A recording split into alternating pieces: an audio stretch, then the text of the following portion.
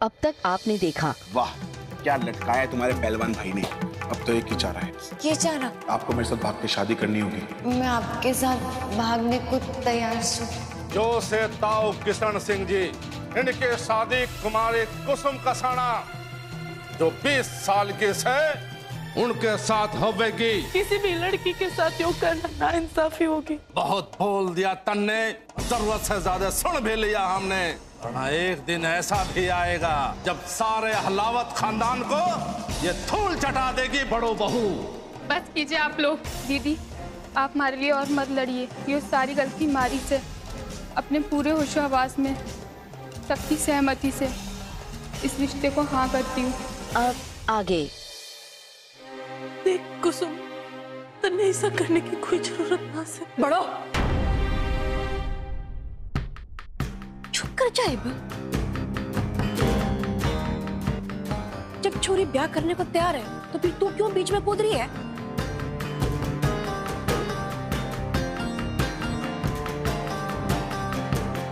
चलो भाइयों, तो घना अच्छा हो गया। अब इस छोरी ने यो बात यहीं खत्म कर दी।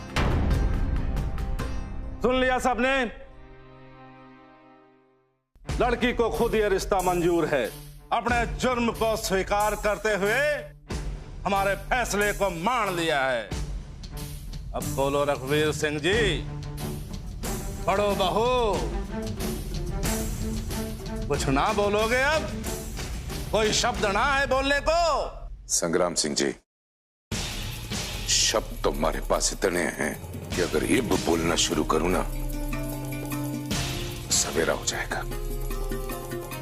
लेकिन मैं कुछ नहीं कहूंगा, क्योंकि अगर मैंने कुछ कहा तो आप फिर कहने लगेंगे कि मैंने आपका अपमान कर दिया। एक बात हमारी सिर्फ सुन लो। आज जो आपने फैसला सुनाया पंचायत के मुखिया बन के, इस निर्णय से मैं आज का ये दिन सिरसा के लिए काला दिवस मानता हूं।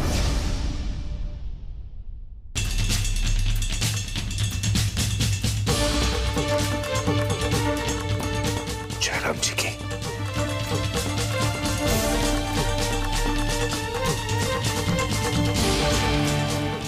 आज मौका ना मिला, पर जिस दिन मौका मिला उस दिन इस रघुवीर और इस बड़ो बहू को सबक जरूर सिखाऊंगा। आज की सभा जो है यहीं समाप्त होती है। अब हम चलते हैं।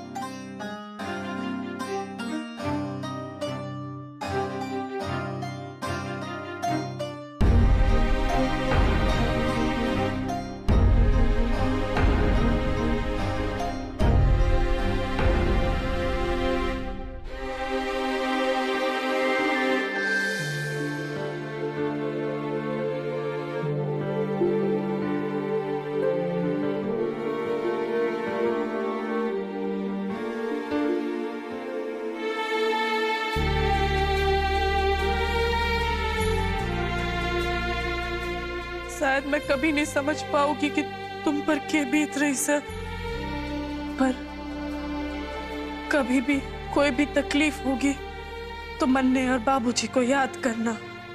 हम हमेशा तेरे साथ से, तू अकेली ना से। जिस लड़की का साथी उसका साथ छोड़ देता है वो हमेशा अकेली ही रहती है।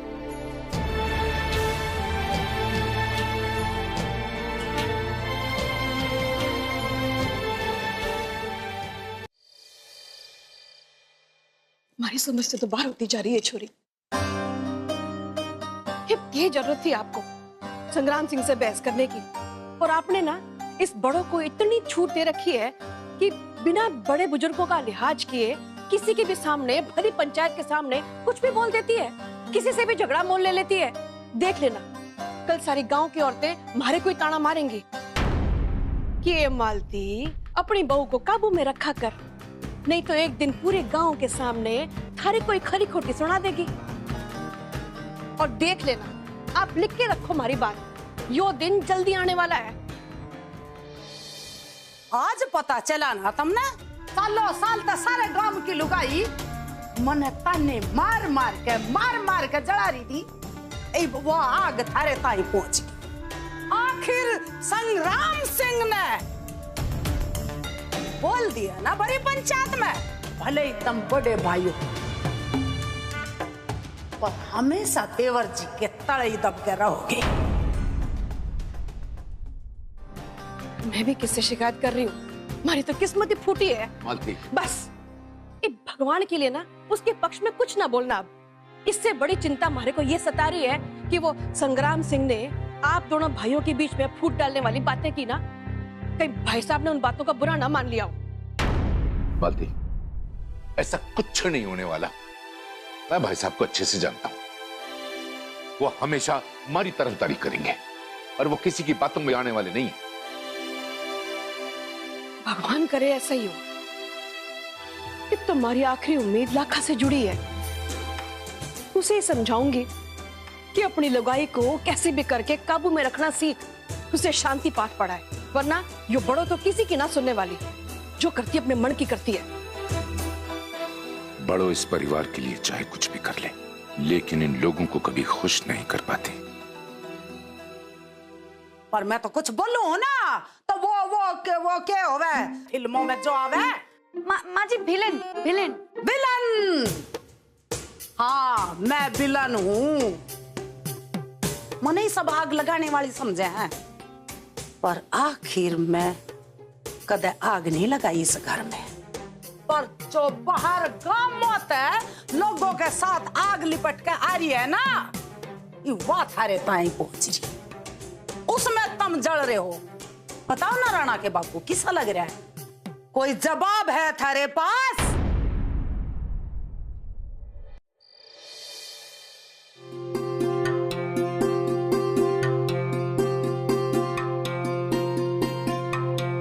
माँ, ये सब किसने भेजा आपको?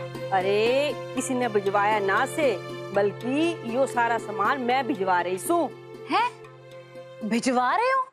अब माँ जी ये सब सामान बाहर भिजवाने की क्या जरूरत है? हमारे घर में तो ऐसे अनाज की इतनी कमी हो रही है। मैं तो ऐसे ही पूछ रही हूँ। अरे माँ, मैंने बता तो दो, इतना सारा इतना प्यारा सामान किसके लिए भेज रहे हो आप? छोरे, तू तो अच्छी तरह से जान कि प्रज्ञा का रिश्ता तय हो चुका है, और पिछले दिनों जो कुछ भी मन ना लागे कि वो शादी में हमें बुलाएंगे, और मैं भी ना चाहूं कि हमारी तरफ से उनको कोई तकलीफ हो। यो सारा सामान सगन के तौर पे प्रज्ञा को दे दें। जी माँ। थारे जैसी लालचुर मक्कार औरत ना मैंने तो अपनी जिंदगी में कभी ना देखी। थारे खिलाफ सबूत सबके सामने से, और फिर भी इतनी अकड़ है थारे में। पायल भाभी, सबके सामने तू हमारे को बेइज्जत करेगी।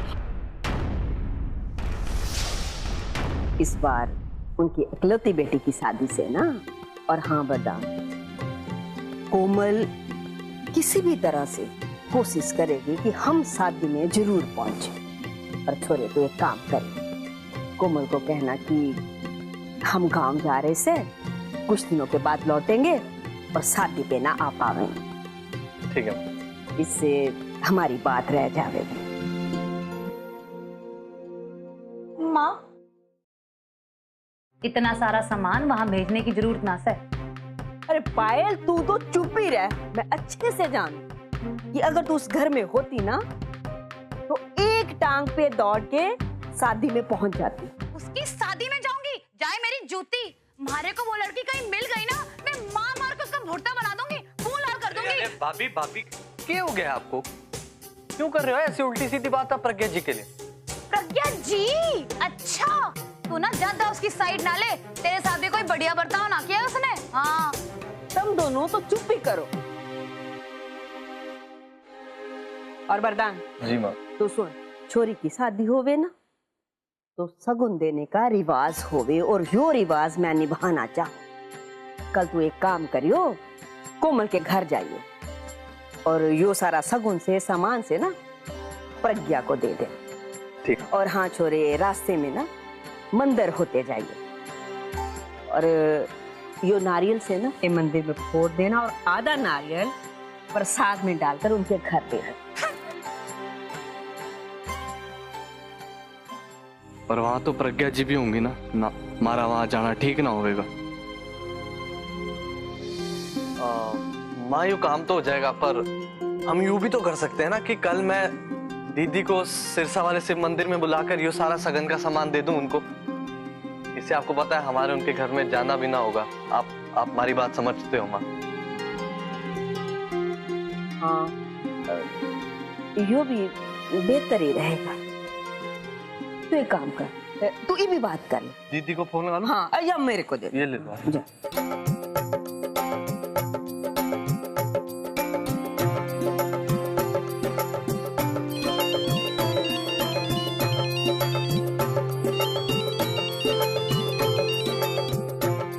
हाँ वरदान। दीदी, कल मैंने सिरसा वाले से मंदिर में मिल सकते हो क्या आप? हाँ, पर क्यों? प्रज्ञा जी की शादी तय हो गई ना, तो माँ उनको कुछ सगन का सामान देना चाहती है। अच्छा, पर तू घर लेके आ जाना। दीदी, मंदिर में बेहतर रहेगा मने लगता है, आप तो समझते ही हो ना। हाँ हाँ, मैं अच्छे से समझ गई। तू चिंता ना कर, मैं तन्ने शिव जी के मंदिर में मिलूंगी। ठीक है दीदी। माँ, हो गई बात, कल सुबह सिरसा शिव मंदिर। ठीक से कल ले जाइए। हाँ,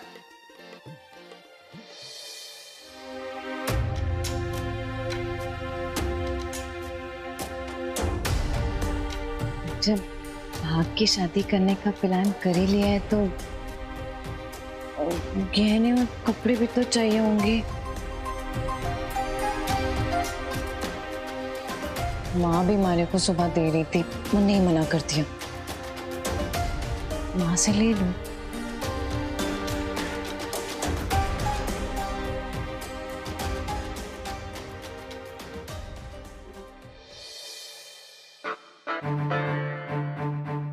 इब क्या काम है तने? माँ, मारे को माफ कर दो माँ। मैं जानती हूँ कि आज मैंने आपके साथ बहुत बुरा व्यवहार किया। उस समय पता नहीं क्या बोल गई मैं। तुम्हारे को इतने प्यार से वो गहने दे रहे थे, मैंने वो भी लेने से इनकार कर दिया। हो सके तो मारे को माफ कर दो माँ। आपने अगर मारे को दिल से माफ कर दिया ना, तो आप जो गहने मारे को दे रहे थे ना, मैं वो ले लूंगी। चल कोई बात ना छोरी, देर आई दुरुस्त आई। माँ, मारे को ना आपसे एक और चीज चाहिए। वो जो आपके पास आपकी शादी का जोड़ा है ना, मैं चाहती हूँ कि अपने ब्याह की किसी रस्म में ना मैं वो ही जोड़ा पहनूं। बे छोरी, सब तेरा ही तो है, हमारा क्या है? सारे गहने तेरे हैं और सारे कपड़े तेरे हैं, सब कुछ तेरा ही है। तुम्हें जो चाहिए वो ले ले। रुक जा, मैं भी लेके आऊं।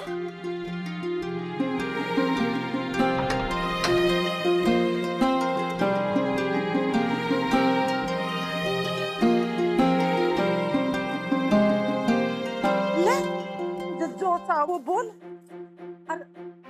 बेटी ये तो कुछ भी ना है, एक बार ब्याह हो जाएगा ना तो मैं तने देखे फिर इतना गणा दूंगी, इतना गणा दूंगी कि तू देखती रह जाएगी। पर तू मेरी बात ने आंख बंद करके मानती रहो और फिर देख, जिंदगी भर सुखी रहेगी। ले बेटी,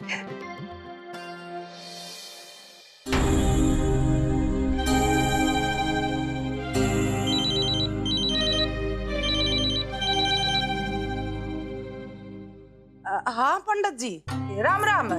हाँ, पर इतनी रात को नो क्यों कर फोन करया? यूं क्या कह रहे हो पंडित जी?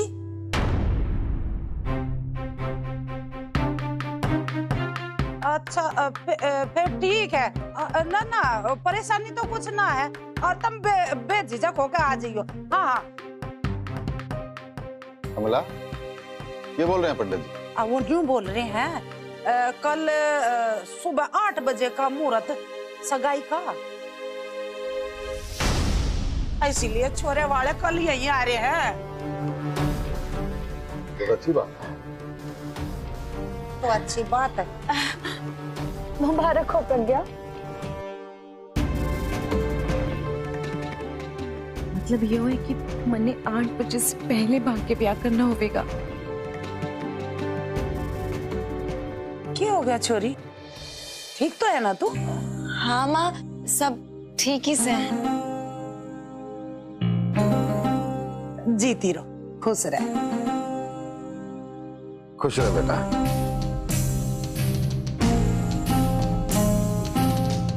भगवान करे मेरी सारी खुशियां तुझे मिले। खुशियां तो बहुत मिल गई। इबियो के नई काफी से तेजी जी के साथ खुशी खुशी रहने के लिए।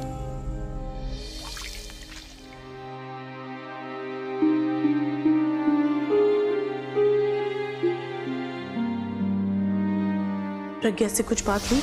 वो किसी और को प्यार करती से। कौन से वो लड़का? अभी वो टाइम ना से बताने का। अरे यो सब के बीच में लक्की जी को तो पूछना ही भूल गई प्रज्ञा के ब्याह के बारे में। वो लड़का कौन से और अब क्या करना है? ये भी उनको पूछ लेती सु।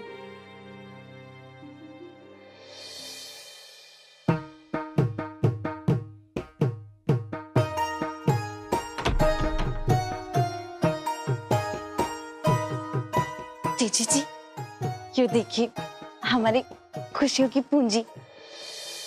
इससे हमारा आने वाला जीवन की ना शुरुआत बहुत अच्छी होगी। सही कह रही हो प्रज्ञा जी आप। इससे तो हमारे जीवन की शुरुआत सही में बहुत अच्छी से हो जाएगी।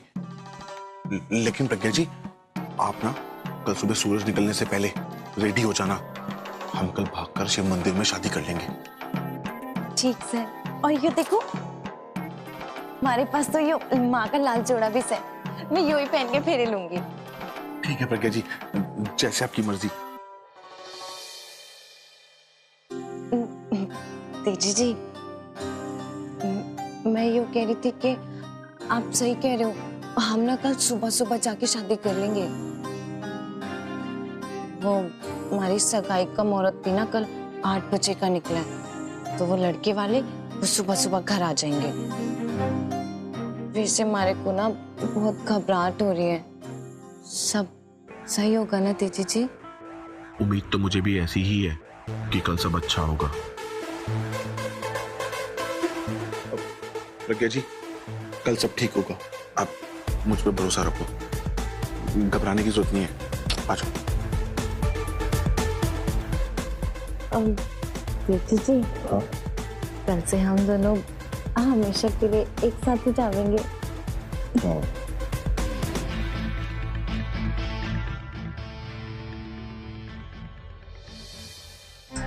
बाबूजी बिल्कुल सही कह रहे से, यो गलत से। यो छोरी तो उनके पोते के समान से, इसका ब्याह उनसे किसे करा सकते हो? ना माँ जी, मैं सिर्फ बाबूजी का साथ देने के लिए नहीं बोल रही सू, बल्कि अपने उसूलों के खातिर भी बोल रही सू। लकी जी बस पढ़ो, ये और कुछ मत बोल। पर क्या हुआ लकी जी?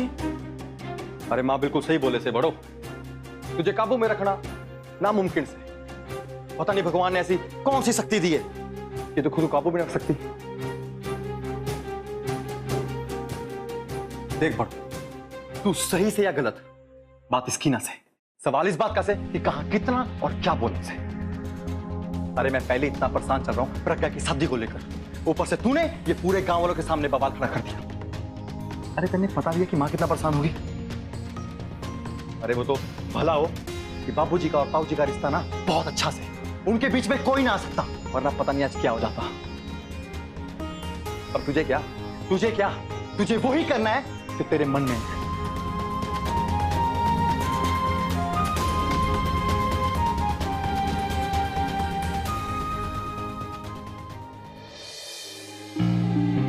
लकी जी तो ये भी बहुत गुस्से में लग रहे से। उनसे भी बात करना ठीक ना होगा। मैं कल सवेरे उनसे बात करूंगी प्रज्ञा और इस छोरे के बारे में।